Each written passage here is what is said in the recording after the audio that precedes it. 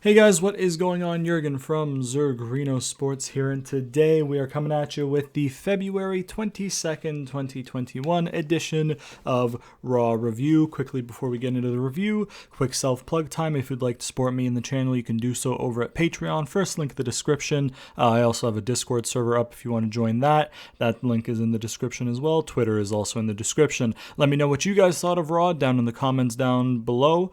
That's a double down right there. Down in the comments below, let me know what you thought of Raw. And then at the end of the review, if you liked what I said, please leave a like and subscribe. So, without further ado, let's get into the review. We started off with Miz TV, with Morrison introducing Miz, and then Miz made his entrance, and he said, "Welcome to the Champions Edition of Miz TV."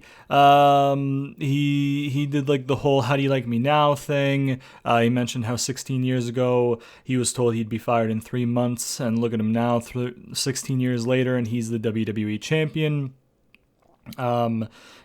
Top stars have come and gone, but he's still there. Batista's off doing whatever he's doing. Cena's doing whatever he's doing. And he talked about how Miz is better than a bunch of former champions, and he name drops Batista, Cena. I think he mentioned Big Show, Bryan, and Edge in them. However, one very important name that he dropped in there was Bobby Lashley. He calls out Edge for high stakes poker or something, and then he said that his title is a royal flush. I don't really know why he's continuing the thing with Edge, considering Edge already made his choice. I don't know why he would have put that into the promo, but I mean, whatever. He called himself the Babe Ruth of WWE because he called his shot kind of thing. He said he feels good about it because he wasn't sneaky. He told Drew that he'd cash in after.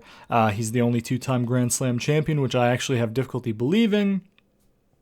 And then he was talking about getting everybody's respect. Lashley and MVP interrupt, and MVP congratulates Miz on behalf of the Hurt Business, but he says that Miz omitted the part where Lashley destroyed Drew and allowed Miz to win. Miz says he was about to get to that point in the speech. He's actually about to leave now, but if they want to continue, talking, by all means, have the set kind of thing, and they try and leave, Miz and Morrison, and MVP's like, no, hold on, this business arrangement, like this business negotiation is not finished. We got to discuss the details of our arrangement. You see, Jomo over there fucked over Lashley in the triple threat. So the deal was Lashley helps you, Miz, and Lashley's first in line. Miz says that he didn't say when he'd be in line, and he said that there's no time to defend the championship because he has all this press that he has to do now that he's WWE champion, blah, blah, blah. And then MVP points out that Miz had time to say Lashley didn't measure up to Miz. Lashley grabs him by the tie, and he gives him an ultimatum. He says he has 1 hour to come to his senses, or else he's going to be part of a hit TV show called Lashley Put Me in the Hospital or something like that.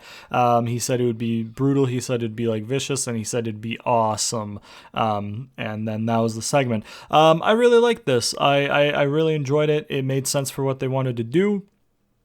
What Miz said, aside from the Edge stuff, it just whatever, you know what I mean? That's just a minor thing, but like Miz trying to avoid Lashley after he got his end of the deal, not trying to give, their end of the deal, that makes sense for Miz. Lashley being really fucking, no nonsense, like, hey, this was the deal, we're doing it, made sense. MVP made sense with what he did there. All of it was good. I really liked that. So really good way to open up Raw there. We had a quick little backstage segment where Riddle and the Lucha House Party were vibing. Lucha House Party congratulated Riddle on his win last night. He's like, oh, thanks. Yeah, finally got that win in Warzone. Had to go to the Gulag, whatever. And they're like, hey, yo, we're not talking about that, dude. We're talking about the U.S. Championship. He's like, oh, yeah, this is Travis, the Eagle on the title. And then he just kept talking a bunch of shit, and they're like, yo, don't you have a match, on the other end of the stadium? He's like, oh, I got you covered. Here's my stallion, which was just a scooter, and then he scoots off. So just a quick little backstage thing with Lucha House Party and Riddle there, as I flip the page in my notebook. Hopefully I didn't get picked up on the mic too bad. They then started doing a Lashley's ultimatum counter, where it was counting down the time for his ultimatum, which I really liked because it made it feel very important and it made it feel very present. Which was good. Then we had Morrison versus Brittle. There was a cool little spot in the match where Morrison went for a standing shooting star press, and then Riddle kind of caught it into a triangle, which was clean. There was a suplex on the apron, which was pretty cool. There was a floating bro to the outside, which was good. There was a German with a bridge into a pin, which I enjoyed because I love German suplas. There was a Spanish fly from the middle rope, which was awesome. And then the Starship Pain attempt by Morrison for the finish was caught, and then into a Bro Derek for Riddle winning the match. The match was good. They were given a decent amount of time. It was nice. It was hard hitting. It was high impact. Riddle winning, absolutely the right call. On one hand, this is just a personal thing because they're not really pushing Morrison as a singles guy, but they should be in my opinion. So I don't necessarily like Morrison taking the loss. You could have had Riddle beat Elias, for example, or something like that. But again, that's just a small personal thing. That's not anything like major where like Morrison's getting this huge push and then they just gave him a loss. You know what I mean? So just more of a personal little preference. There was a Rhea Ripley vignette, promo package, whatever you want to call it, aired that stated she is coming soon. They did a little Bad Bunny SNL recap. And then there was a Bad Bunny and Damian Priest interview. Bad Bunny said it's just the beginning. With Priest by his side to back him, he'll be champion for a while. Truth is trying to sneak in to try and win the title, and Priest sees him. He's like, Truth, I see you, dog. Like, he's like, oh, no, I wasn't doing that. We were doing this and that and this and that. And he tried to like get out of it. He called Bad Bunny Bugs Bunny again, which prompted Priest to get in his face really intense and say his name is Bad Bunny. And he's like, oh, my bad, Bunny, because Truth is great. I don't know how much I like Priest getting all that intense to Truth, because Truth is like a, lighthearted guy. He's a baby face. He's not doing anything malicious. You know what I mean? He's just like vibing. So I don't know if I particularly like Priest getting that intense with Truth, just because it kind of gave off heelish vibes, and he's not really a heel. So yeah. Then we had a little quick thing with Miz complaining to Pierce, where Pierce is like, yo, like, didn't you make this deal? He's like, yeah, but there was nothing in writing, dude. It's bad enough Bad Bunny hit me last night. Now I have to deal with this. Pierce says that he needs to take on all challengers. He says that, he's earned the respect. And then Pierce finishes off by saying that he's going to respect whatever decision Miz makes, but, the clock's ticking. He's got to make that decision. Then we had New Day versus Mace and T-Bar of Retribution, obviously. Retribution did their like little tag finish thing. Instead of pinning to win the match, Ali starts yelling and to do it again. So, they go in to do it again, but what do you know? It backfires, and then this leads to eventually Kofi pinning T-Bar. After the match, Ali cut a promo about them failing him, disrespecting him, embarrassing him, blah, blah, blah, blah, blah. He carries them on his back, and this is the thanks he gets kind of thing. It's at the point now with Retribution, either disband them or take them seriously. You know what I mean? And I think maybe they planted the seed to tease the breakup with Ali's leadership style, where he just kind of like barks orders and then takes no accountability, that kind of leadership style. You know what I mean? So maybe that's where they're trying to go with it, to disband them. However, if the plan is to keep them together, start taking them seriously. You know what I mean? Like you didn't need this for fucking. You didn't need the overconfidence loss for Retribution, especially because it was a tag division match and commentary were putting over how it had potential implications for the tag team titles or whatever. Like, if that's the case, why are you giving New Day a win? New Day don't need to be in the title picture. Get some new teams in there. Granted, New Day's face and Hurt Business is heel, and then Retribution's heel, so you'd have to do heel to do, Retribution and Hurt Business, but like still, you know what I mean? It's just get some new faces in that division, man, or something. Like, I don't know.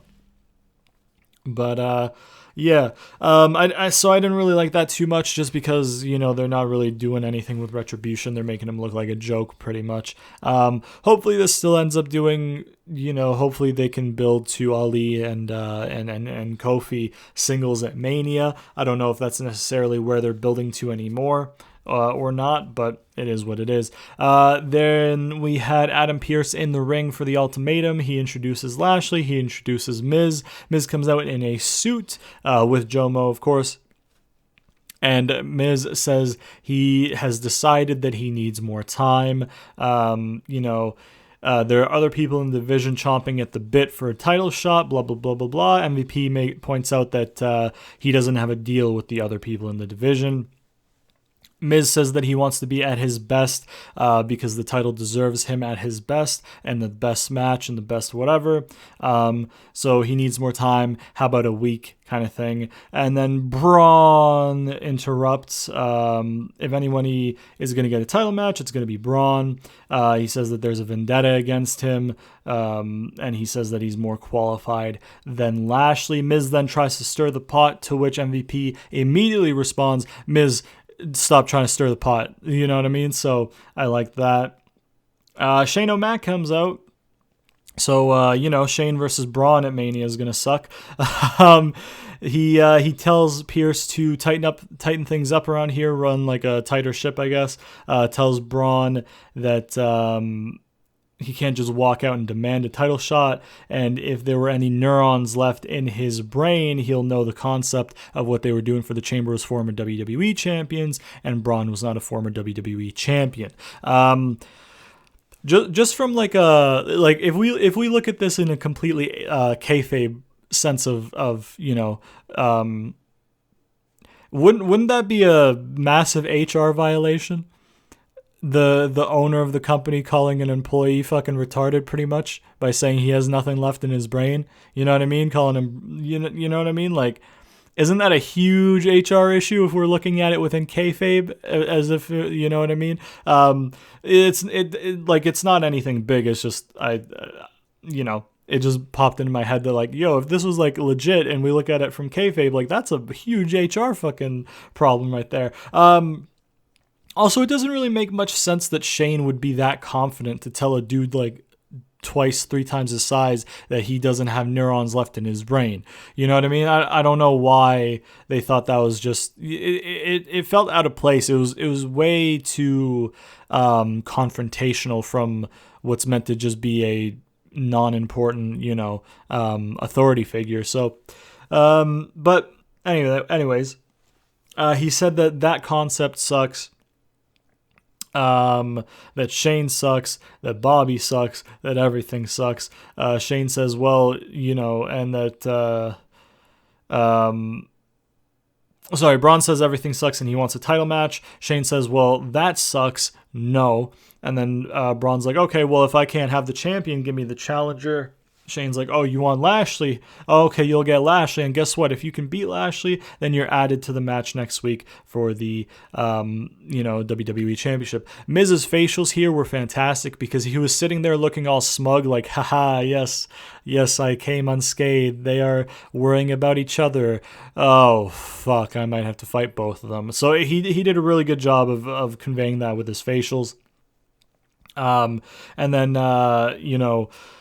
Braun turns around to say on the mic that that's like the best idea that Shane's ever had, or one of the only smart ideas, blah, blah, blah. And Lashley chop blocks Braun and then exits the ring to end the segment. We had then Lucha House Party versus the Hurt Business in a tornado tag team matchup. There was a near fall for the Lucha House Party, which I got kind of worried about, but all went good, and Hurt Business were not defeated. For the finish, there was a shoulder block to Metalik. And then Shelton caught Lindsay on like a wheelbarrow. What is it called? Bulldog. Like the wheelbarrow bulldog thing that Ray does a lot. He caught him for that and then threw him into a Cedric like jumping knee and then hit the pay dirt for the win. This match was good. Everybody involved are good wrestlers. They got a decent amount of time. The right person won, so no complaints from me for that match. The tornado tag was a little bit weird to see, just because you don't really see it on WWE television too often. You know what I mean? So it was kind of weird to see, not in a bad way, just in a like, oh wow, we haven't seen this in a while. It doesn't look like the traditional tag match that you have, because obviously it's a tornado. But yeah, no complaints from me there. Good match, good result, good shit. Then we had Priest with Bad Bunny, of course, versus Angel Garza. There was a spot in the match where Garza throws his pants at Bad Bunny, and then taunts him during the offense that he would have throughout the match. Garza kicked out of a broken arrow, which I think is Priest's signature. Garza ended up sending Priest out of the ring with a clothesline over the top rope, and then starts talking shit to Bad Bunny, sits down on the ropes trying to get him into the ring. And then, Bad Bunny's like, hey, yo, turn around, dog. Priest is on the apron. Priest, spins out of the way and then does a kick, goes top rope, does like a spinning like wheel kick from the top rope, and then hits the lights. There you go. For the win. The 24/7 division come down, or at least 3 of them come down during Priest and Bad Bunny's celebration, to which Priest fends off Tozawa and Carrillo before Gulak charges at Bad Bunny, and Bad Bunny kind of like takes him with his momentum and throws him over the top rope like it was a rumble. And that was good. I mean, Angel Garza got more time in a match, which was good. It was a clean finish for Priest, which was good. Bad Bunny gets eyes on the product, so that's fine. You know what I mean? And Angel Garza got a little bit more time to shine in defeat. It wasn't like a match that he gets put over in defeat, but I mean, just from, he got a few more minutes, he was able to do a few more things of offense. And Angel Garza's good, man. It'd be nice if they could find something more to do with him eventually. But yeah, then we had a Randy Orton promo. He talks about how failure is not a word that he's all too familiar with. Last week he should have won the gauntlet and been the last one out of the chamber, but instead he was the first one eliminated last night, and it's because he can't stay focused. It's because there's a distraction. Who's the distraction? Usually when there's the problem, he takes care of it. You see Fiend, he burned him alive. People think Fiend's coming back. He's not coming back. But right now, Randy's in limbo. Why? Because he can't focus on the WWE title. And why can't he focus? Because he's distracted. But who is he distracted by? Not by Fiend, but by Alexa Bliss. He coughed at some point during that part of the promo, and I wasn't sure if that was just like a shoot cough or if that was part of the promo. But then he showed the video recap footage of the pentagram from last week, and then we came back, and he was coughing and like grasping at his throat, and he coughed some black blood onto his hands, and then kind of went off screen. The promo before coughing out the black blood was good. The black blood, they had a thing with Alexa fairly recently where she appeared during a Randy match on the top rope, and the black blood was dripping from her mouth, kind of thing. So Yeah, I don't dislike it. I don't particularly like it though, because it kind of, with Black Blood and stuff like that, you kind of get into the cartoonish like '80s kind of shit. I think they did a thing with Papa Shango and Warrior in the '80s with something like that. I think so. You get a little bit too cartoonish, I think, with Black Blood and stuff like that. However, I don't think it was bad. I just don't think it was anything spectacular. The promo beforehand, like I said, though, was good. Him being like possessed or whatever by Alexa or by the Fiend and stuff like that, I like that idea. I just don't particularly like the Black Blood as the execution of the idea. So I like the concept, just the execution I'm 50-50 on. So, call me WWE with that 50-50. But yeah. So yeah, good promo part, and then just the idea. I like the idea. The execution is just kind of meh for me, but the idea I like of the Black Blood and what it potentially could represent. So we'll have to see how that pans out in the weeks to come. Then we had Asuka and Charlotte versus Shayna and Nia Jax. There was a spot where Asuka got legitimately kicked in the head, and I think she lost a tooth or something, which was unfortunate. But anyway, she had the Asuka lock in on, I think on Nia, or she had some sort of submission on Nia. Shayna tags in or got in, and no, Shayna got in. She kicked Asuka, which is when the lost tooth happened. Then Asuka on autopilot put Shayna in the Asuka lock. Charlotte goes for a big boot to Shayna for whatever reason. Shayna moves, big boot to Asuka.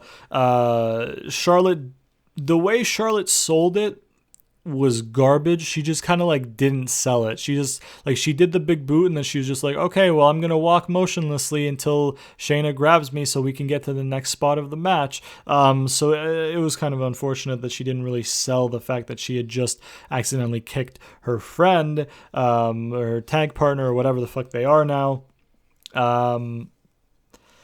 But yeah, Shayna then, goes after Charlotte. Charlotte kind of reverses it, throws Shayna out of the ring, follows her out of the ring, and Nia hits a leg drop and pins Asuka.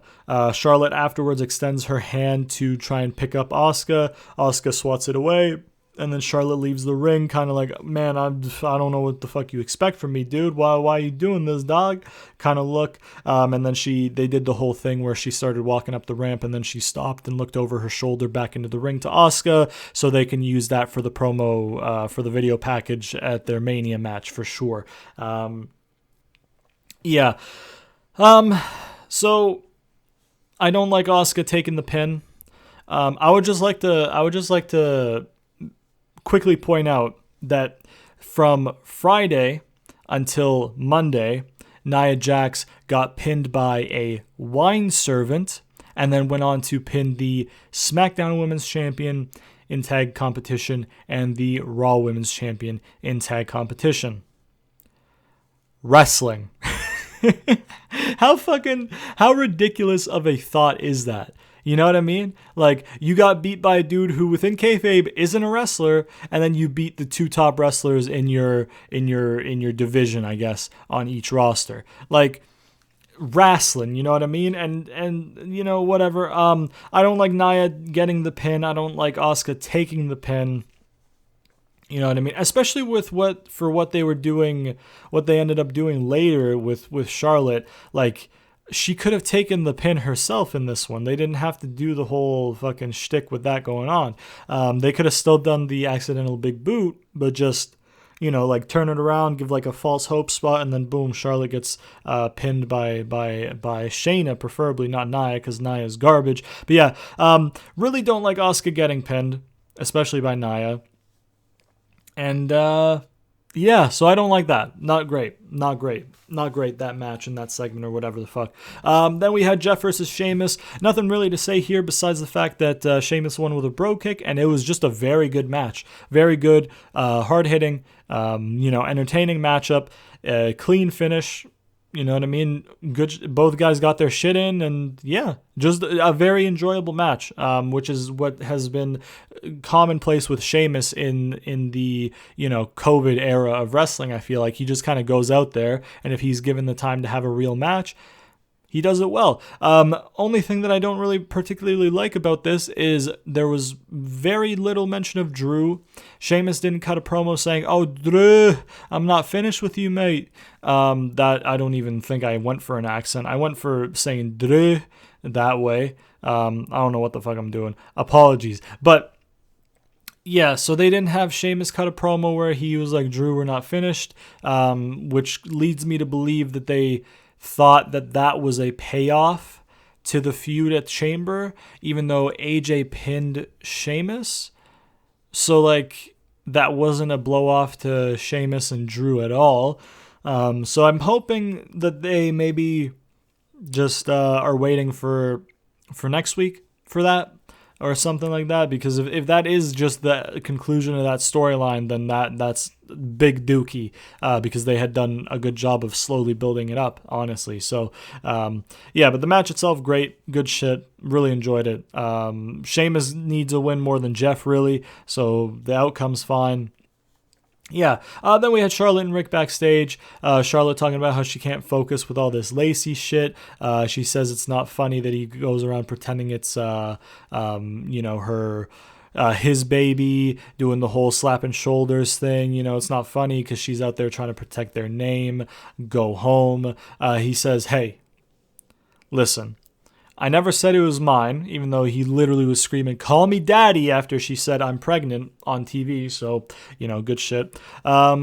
And he said, "I thought I saw an athlete that I could legitimately push like you." And then Charlotte's like, "Oh, I mean, yeah, blonde, dude. You associate with a lot of little blondes your whole life. That's your type, like, blah, blah, blah." He's like, "Can you let me finish? I was hard on you your whole life, and, you earned everything you have, but I'd like to think that I had a little piece in that, and I thought I could do that for somebody else.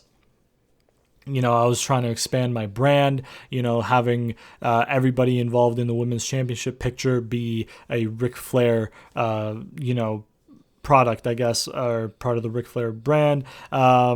She thinks that he wants to still be the nature boy. She doesn't think that he's being truthful. She thinks that he still wants the spotlight to be the nature boy, but on her time.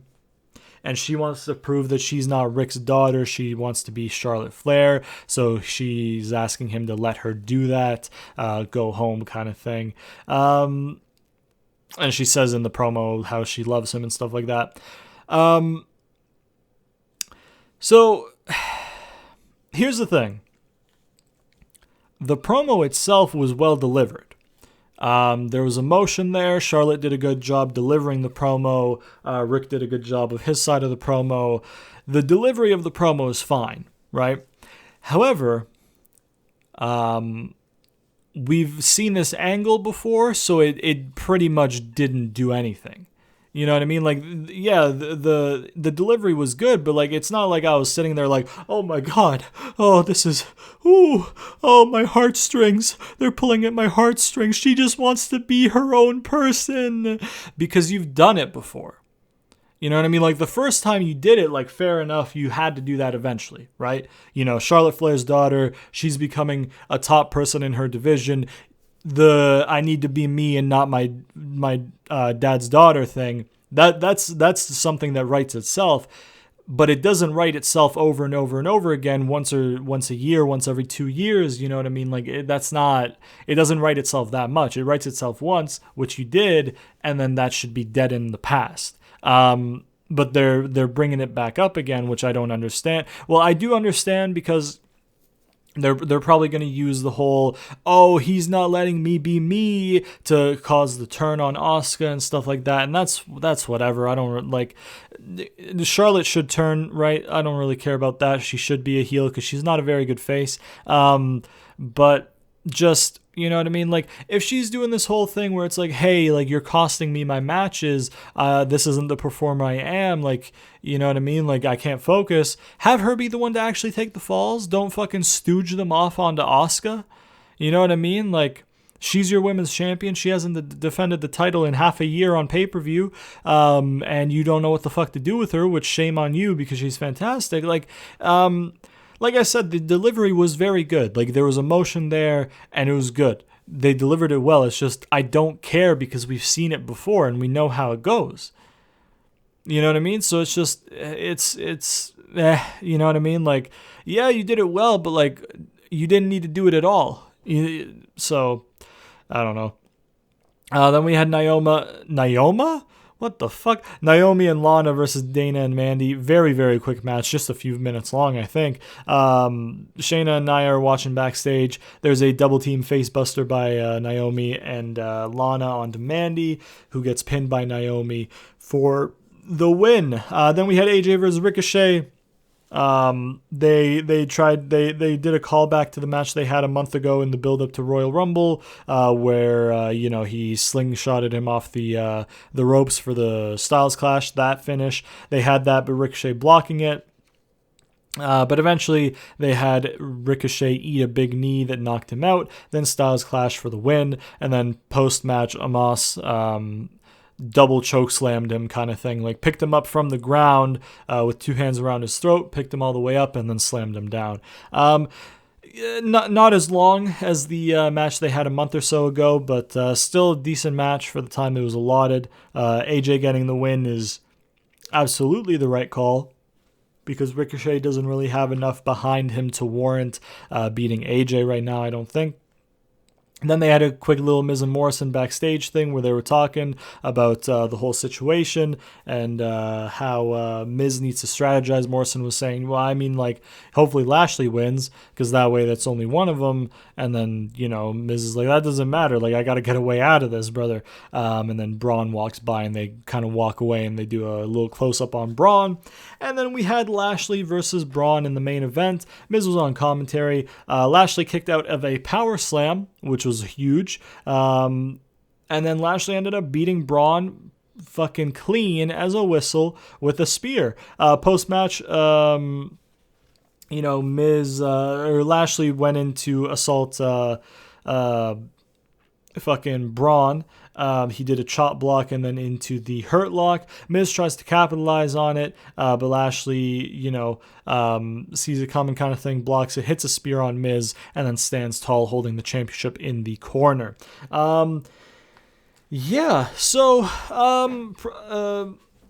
decent Raw. Not anything too spectacular, but it hasn't been shit like it typically is. I really, really, really love them putting Lashley over clean on Braun, because it's a rare thing to win clean over Braun, which, like, fair enough. But Lashley winning clean over Braun's huge. My only issue, my only concern, I guess, is that Drew's going to interfere next year, set up the triple threat at Fastlane. Lashley pins Miz for the championship at Fastlane, and then they do Drew and Lashley at Mania. I just think that you might as well just give Lashley the win in a singles. You know what I mean? It's just, I mentioned it in my chamber review video, which got a fucking shit ton of views, brother. I don't know what happened there, but that was nice. A lot more than I usually get on the videos. A whole lot more. But anyways, I said in the review that the thing that I'm worried that they're going to do with the main event picture on Raw is, Drew gets his win in front of the fans at Mania, which derails Lashley because he'll have the championship going in. But then, you can give it back to Lashley, but then that hurts Drew. So they're kind of setting themselves up to kind of take away some momentum from one, if not both, with the potential of what they're going to do there. You know what I mean? I don't know how many weeks away Fastlane is, but depending on how far away it is, like, I'm fine with them holding it off, I guess. Just, I mean, the Drew interference isn't the end of the world. It's just a clean win over Miz would be nice. Granted, he can get a clean win in the triple threat at Fastlane too, so not the end of the world to do it that way. But Yeah, man, that was Raw. It was pretty in ring heavy, I guess. There weren't too many promos to really break down and shit. And I guess the thoughts that I had this week were a bit quick because we're at a fair bit shorter than we usually are for the Raw reviews. Usually we go about an hour, maybe a little bit more. But yeah, we're looking at about 35 minutes right now. So I'm trying to think if there was anything that I missed out on Raw. But yeah, so Drew didn't appear at all. So yeah, I like the ultimatum thing. Them building to Shane and Braun at Mania is completely unnecessary, but you know, they're gonna do it. Obviously, they planted the seeds last week, really, with Braun saying fix this or else kind of thing. But they kind of like further planted some seeds or let them grow or whatever this week, and yeah, that's not too great. But Lashley getting a huge win clean over Braun is huge. I like that a lot. Didn't really like them having Retribution lose. I really didn't like the Asuka stuff, or the fact that she lost.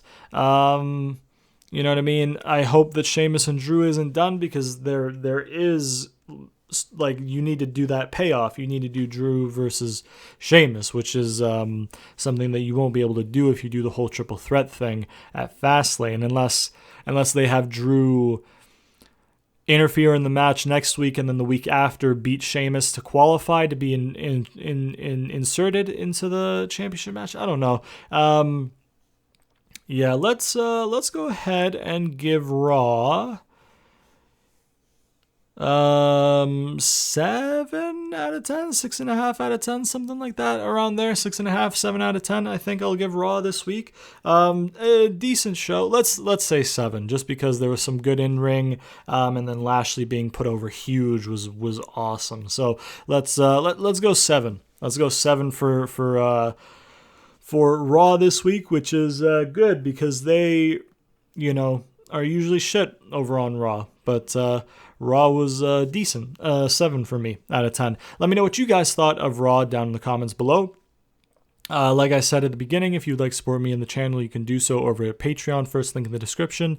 You can also head up the Discord server in the description, as well as my Twitter. If you'd like to check out some of the other shit I do on the channel, you can do so at the end cards at the end of the video. Primarily a GM mode I do if you want to see how I would book storylines. I do a GM mode where I book storylines on the old games, so check that out. And all the other gameplay shit I do on the channel. What am I trying to do here? Please sponsor me, PC. Obligatory PC sponsor me gimmick. We gotta force it in there, brother. Be sure to turn on notifications so you never miss an episode, because YouTube likes to zuck you, boy. And I'll put my videos in your sub boxes, so by pressing that nice old bell icon, you will get a push notification anytime I do upload, and you'll never have to miss it. And yeah, hope you guys enjoyed the video. If you did, please do like, subscribe, share it to all your friends, comment down below, all that good shit. And I will see you guys next time.